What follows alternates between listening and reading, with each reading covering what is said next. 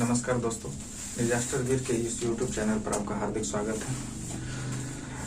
पिछले वीडियो में हम लोग जाने थे कि जो बिहार अग्निशमन सेवा में जो फायरमैन पद पर जो भर्ती की प्रक्रिया अभी फिलहाल चल रही है, तो उसमें अभी उसका जो डॉक्यूमेंट्स वेरिफिकेशन का जो स्टेज चल रहा है, ये आपका 20/1/2023 तक आपका ये प्रक्रिया चलेगा। उसके उपरांत ये मेडिकल बोर्ड का गठन किया जाएगा और उसके बाद मेडिकल की प्रक्रिया प्रारंभ की जाएगी।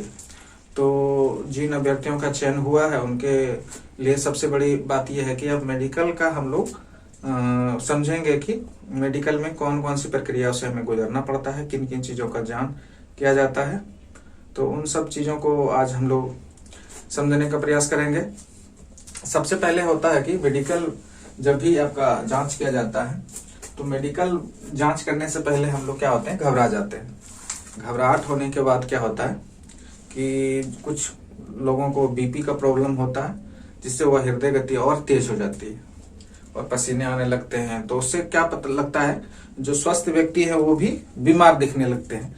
तो हमें घबराने की जरूरत नहीं है और हम लोग पहले से ही समझ के बैठ चलेंगे कि हमारे साथ कौन कौन चीजों की जांच की जाएगी। तो उन सब चीजों पर हम लोग पहले से गौर करके रखेंगे, जिससे कि हम मेडिकल में होने वाली परेशानियों से बचा जा सके। तो सबसे पहले जो आपका फिजिकल के समय में ऊंचाई की जांच ली गई थी, जो हाइट आपका नापा गया था, उस हाइट को जो है फिर से मापा जाएगा। और वजन, उसके बाद वजन की जांच की जाएगी। वजन की जांच की जाएगी कि आपका वजन क्या है। उसके बाद आंखों की जांच की जाए, तो आंखों में जो है वो निकट दृष्टि दोष, दूर दृष्टि दोष, कलर विजन, इन सब चीजों का जांच किया जाएगा। कलर विजन में कुछ लोगों के साथ परेशानी है कि वो उसमें लाल और हरा रंग को पहचानने में उसे दिक्कत होती है, तो वो होता है कलर विजन। इसमें किसी एक किताब, खास तौर पे बनाए गए किताब को पढ़ने दिया जाता है, जिसको पढ़कर आपको जांच की जाती है कि आप सही रंगों का पहचान कर पाते हैं या नहीं। उसके बाद आंखों का घुमाना, आंखों की जो कॉर्निया होती है उसको घुमाने के लिए कहता है कि बिना सर घुमाए आप आंखों को घुमा सकते हैं या नहीं। आंखों के पलके मारना, एक आंख को बंद किए बिना दूसरे आंख से पलक कैसे मार सकते हैं, आंख मारने की जांच की जाती है। उसके बाद नाक की जांच की, तो नाक में जांच की जाती है कि कहीं नाक की हड्डी टेढ़ी मेढ़ी तो नहीं है, तो इसकी जांच की जाती है।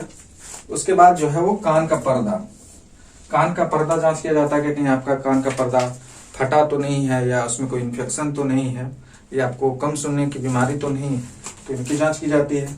उसके बाद हाथ के देखा जाता है कि आपका हाथ क्या फ्लैट तो नहीं है, यानी आपका हाथ मुड़ा तो नहीं हुआ है, तो इसकी जांच की जाती है। उसके बाद पैरों में खास तौर पे नस का जांच की जाती है कि पैर में कुछ व्यक्तियों का ऐसा होता है कि पैर के निचले हिस्से में नस उभर कर बाहर आ जाते हैं, तो उसकी जांच की जाती है। उसके बाद जो है पैर में ही नोकनी की जांच की जाती है कि आप जब चलते हैं, दौड़ते हैं, तो आपस में पैर दोनों टकराते तो नहीं है, सटते तो नहीं है, तो उसको बीच में स्केल डालकर उसकी जांच की जाती है। उसके बाद हाइड्रोसिल की जांच, हाइड्रोसिल में देखा जाता है कि आपका हाइड्रोसिल फूला हुआ तो नहीं है, उसमें बड़ा तो पानी भरा तो नहीं है, या उसके आसपास की नसें फूली हुई तो नहीं है, जिसको हम लोग हर्निया कहते हैं, कहीं आपको हर्निया का शिकार तो नहीं है, उसकी जांच की जाती है। उसके बाद स्टेप 9 का पहले मैंने जिक्र किया था, पैर में ही नोकनी की जांच कर ली जाती है। उसके बाद आते हैं आपको स्टेप 10 में, तो इसमें दांत की सफाई, यानी आपका दांत कहीं गुटखा खाकर या कोई धूम्रपान करके आपके दांत गंदे या आपका कलर भद्दे कलर का तो नहीं हो गया।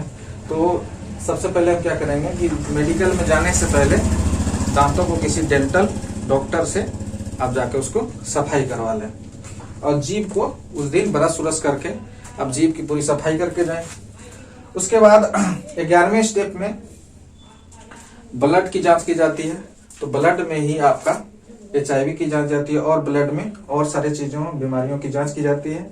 और ECG का जांच के माध्यम से कहीं आप हृदय रोगी तो नहीं है, उसकी जांच की जाती है।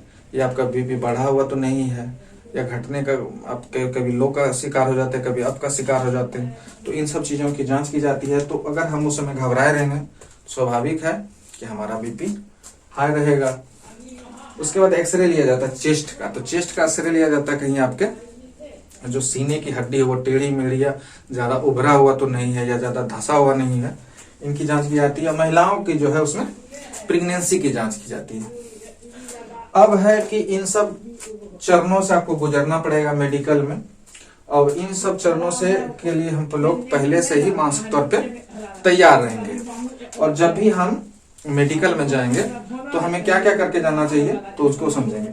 सबसे पहले तो स्नान करके चलना जाना चाहिए, अपना बाल कटवा के चलना चाहिए, नाखून कटवा के जाना चाहिए, साफ सुथरे कपड़े पहनना चाहिए, और जो है अपनी गुप्तांगों को साफ सुथरा करके जाना चाहिए। तो मेडिकल जो बिहार पुलिस या आपका जो फायरमैन में जो मेडिकल की जो भी प्रक्रिया होती है, वो जांच भले ही हो जाती है लेकिन वो बहुत नॉर्मल ढंग से होती है।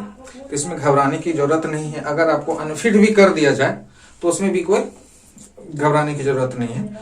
अनफिट होने के बाद जो आपका लिस्ट आएगा मेडिकल लिस्ट में, जो फिट हो जाएंगे तो उनका तो अगले चरण में उनका चला जाएगा मामला। और जो अनफिट हो जाएंगे तो उसको री मेडिकल का एक समय दिया जाएगा।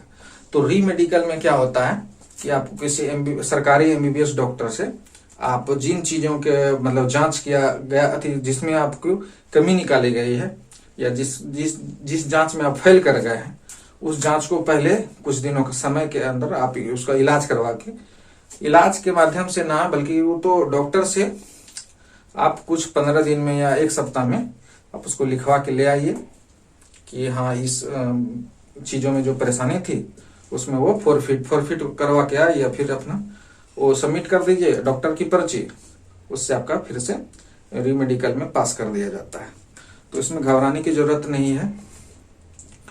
और हम लोग इन सब चीज जो भी चरण है मेडिकल की, उसको हम लोग सावधानी पूर्वक अपने अभी से ही उसका तैयारी कर लें। अगर किसी में कोई कमी है तो आप डॉक्टरों से जांच करवा लें।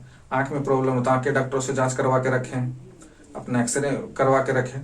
तो इन सब चीजों को आप पहले से प्रिपरेशन करके रखें, जिससे कि हमको घबराने की आवश्यकता नहीं हो उस समय में, और जो कमी हो उसको हम अभी ठीक करवा लें। तो इसी सब चीजों के बीच आज हम इसी टॉपिक के साथ आपसे विदा लेना चाहेंगे। तब तक के लिए नमस्कार, और चैनल को सब्सक्राइब अवश्य कर लें और बेल आइकन को प्रेस करें, जिससे कि आने वाले वीडियो का नोटिफिकेशन आपको समय से मिलता रहे। धन्यवाद।